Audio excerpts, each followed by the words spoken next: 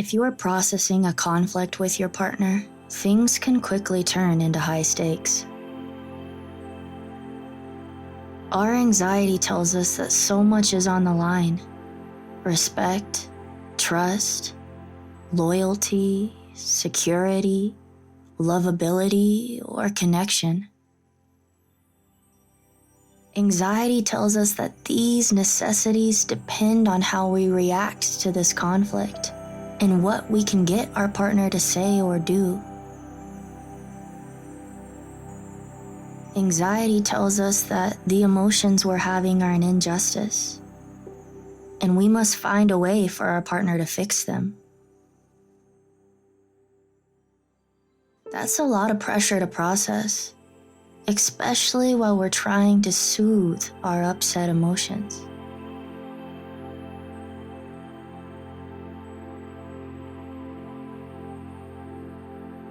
So let's take a moment to set aside anxiety's desperation for solutions and instead look at the root of our emotions.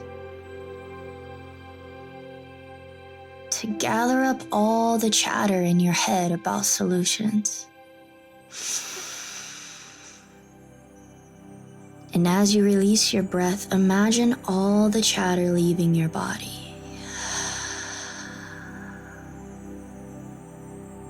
Your mind is now more clear.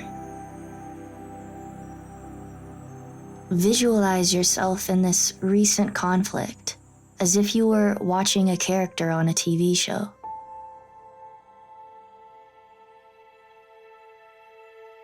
How do you view your role in the conflict?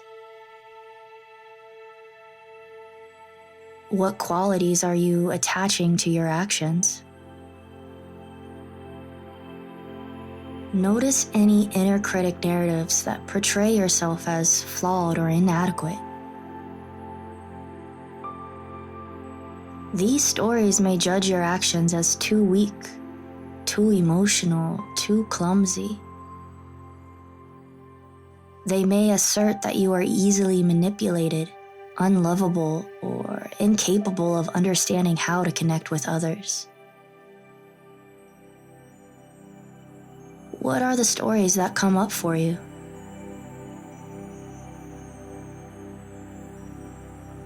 Any solution that you find with your partner will not fix these stories, even if they apologize exactly as you want them to. These stories about your capabilities will remain. We soothe the voice of the inner critic by looking at how we can view and treat ourselves differently. I invite you to return to visualizing your conflict and find a counter narrative. Where do you see yourself pursuing actions opposite of what your judgment is saying?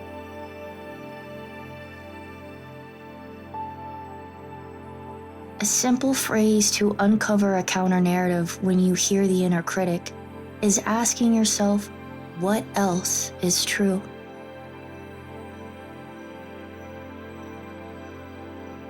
Is there a part of the conflict where you were strong, open, perceptive, calm, empathetic, affectionate, communicative, and patient?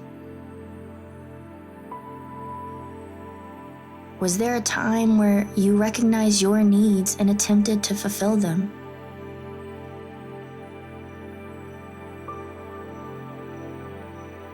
Finding these counter-narratives doesn't mean we were perfect in the situation. It doesn't mean we don't desire to do better next time. What we're doing is getting rid of an old story that limits us. A story that says, we are a problem that demands a solution. And instead, we're finding a new story that acknowledges what we're doing well and sees this conflict as an opportunity to grow that part of ourselves.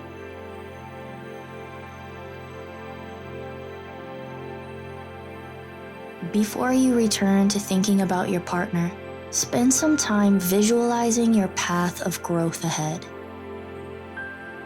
Imagine the places it will take you. Imagine a future where in each conflict, you push pause on anxiety's negative self-talk.